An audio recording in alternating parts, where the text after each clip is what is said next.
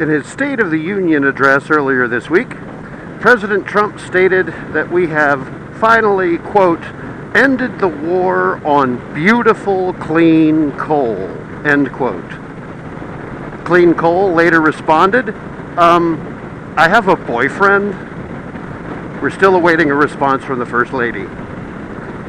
Beautiful, clean coal. He said that he put a whole lot of stress on the beautiful, clean coal. There's been a lot of stuff happened this week since my last episode. Hi, YouTube. Liberal Texas Biker here. A lot of stuff has happened in our government and our politics and in relation to the State of the Union address. Just today, the Congress and the President released this memo about the Russia investigation. I gotta get more about it. I might talk about it later. But and the Dow Jones dropped 600 points today. Saw that coming. But I'm going to talk about energy on this episode. Beautiful, clean coal, and a war on beautiful, clean coal. If we're at war with coal, it's because coal started it. Coal doesn't like people. Look, if you don't believe me, how many coal miners died of black lung disease?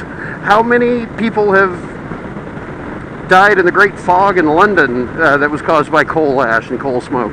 Coal doesn't like people. When it gets burnt to provide energy for us, it releases a lot of toxic stuff. That's why people want to do this thing that is called clean coal, of getting rid of the toxins either before it's burnt or catching the toxins as the coal is burnt. Toxins like sulfur dioxide, nitrogen oxides, and carbon dioxide. And the biggest one that we seem to be going for with this clean coal technology is carbon dioxide.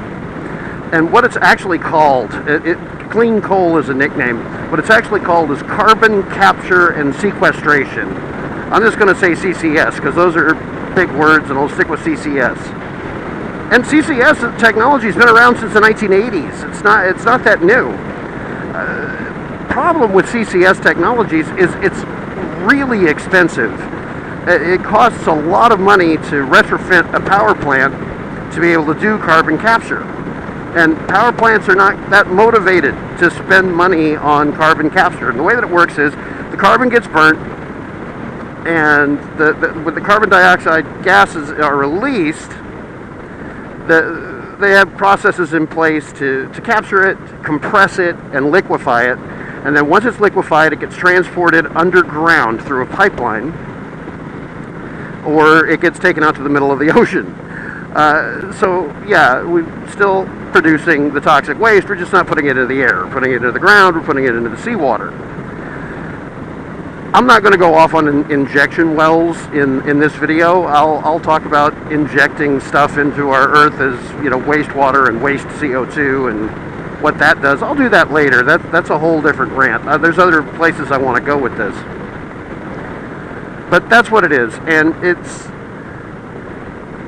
who's at war with clean coal? Power plants who don't want to spend the money on upgrading their power plants to have the technology to even do the process of coal capture and sequestration and build the pipelines to transport the waste CO2 and all of that. It's expensive.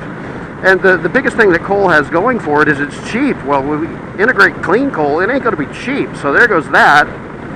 An article in The Economist was basically all about how it just wasn't economically viable to go into a clean coal program. So what is economically viable? And how is President Trump and his current Republican Congress ending the war on clean coal? He's doing it by declaring war on solar. About a week before, no, not a week, a few days before the State of the Union address, President Trump announced a 30% tariff on imported solar panels. Here's what's going on with solar, y'all. In a place where it's sunny, see, it's sunny. I'm driving into the sun. That's a lot of energy there. We could capture it. And solar technology has been around for a long time. The problem was that the solar panels were really expensive also. Well, the cost of solar panels themselves has gone down considerably. And there's a huge industry in the United States selling and installing solar panels on people's houses, because they can now purchase the solar panels through a payment plan And the companies will guarantee that the payments on the solar panels won't be more than their current electric bill is. That's how they've gotten that cheap. But the vast majority of solar panels are manufactured overseas. So let's look at this from a job standpoint. We're talking about a jobs president. A 2017 report from the United States Department of Energy that was reported in Forbes and what's that one in England? Anyway, it was reported in Forbes, and it's a U.S. Department of Energy report, stated that in the solar industry in the United States, there are 374,000 jobs that Americans currently hold. In that same report, and that's solar jobs for the purpose of electricity generation. In that same report, they published the number of jobs in coal, gas, and oil that were for electricity production, and it was 187,000 jobs. That's a lot of jobs, but it's not as much as 374. Not as much as 374,000. Well, maybe he's putting this tariff on the solar panels to protect those jobs. No, he's not. Of those 374,000 jobs in the solar industry, about 2,000 of them are jobs that actually manufacture solar panels, because the United States doesn't manufacture a lot of them, and the ones that they do generally cost 3 to 5 times more than the solar panels that get imported and generate less electricity.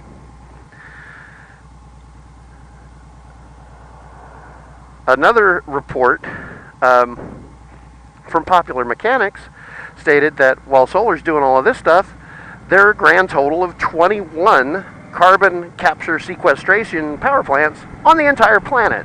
So there's not a lot of them. But solar is getting big, and solar is getting in the way of coal expansion because of it.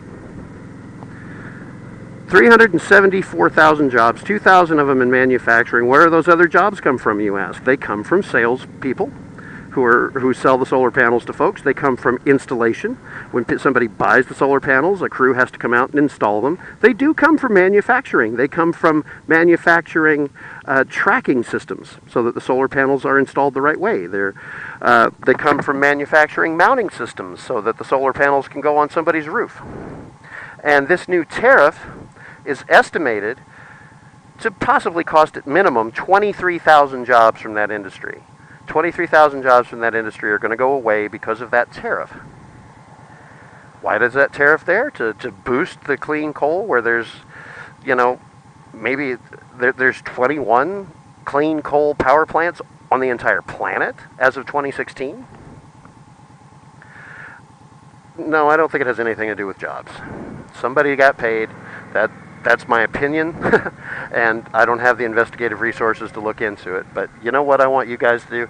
I want you to start pressuring representatives and put pressure on your representatives. Have them put pressure on the White House and get rid of that tariff, because it's going to kill the solar industry in the United States. And clean coal, yeah, it's a great idea.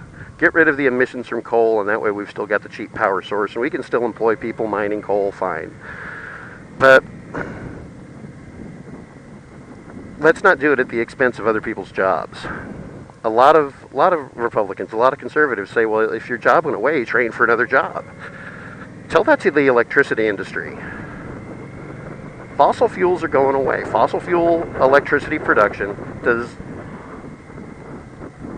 almost half of the jobs that solar energy production does.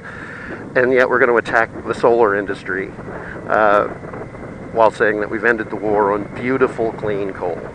So put some pressure on folks and go from there. I'm going to upload this video, and that'll be that. I'll come up next week, try to come up with another topic that I've done some homework on, and I'm going to look into this whole memo thing. I'm going to look into I'll track what's going on with the stock market, because today it basically dipped more than it has since the 2008 collapse. So we'll see what that does. But this is a Liberal Texas Biker signing off as I drive straight into the sun. Left leaning. I'm not going to lean left right now because the road's straight. Anyway, bye.